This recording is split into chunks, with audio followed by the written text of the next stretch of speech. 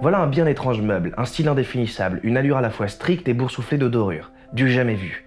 Quand Édouard-André l'achète sur un coup de cœur en Italie, il porte une estampille italienne et est donc classé comme un cabinet italien. Erreur.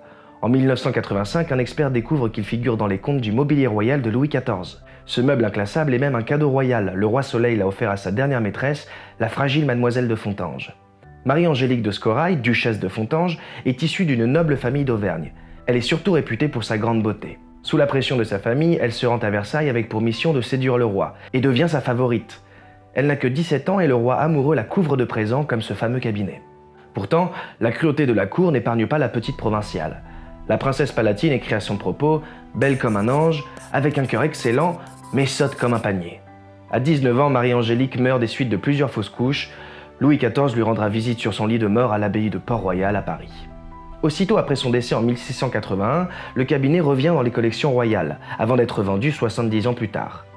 Regardons de plus près cet intriguant chef-d'œuvre. En bas, des statuettes dorées servent de pied. Elles représentent Hercule et Omphale.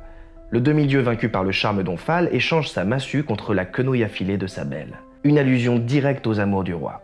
Au-dessus, un décor de cuivre et d'étain est incrusté dans le bois précieux. Il a certainement été réalisé par Pierre Goll, considéré comme l'inventeur de la marqueterie en métal.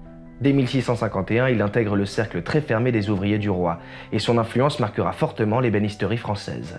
Ainsi, après 3 siècles d'aventure, le voile est levé. Le précieux cabinet a retrouvé son identité. Mais quel message, quels objets la favorite a-t-elle pu ranger dans ses tiroirs? Nul ne le saura jamais.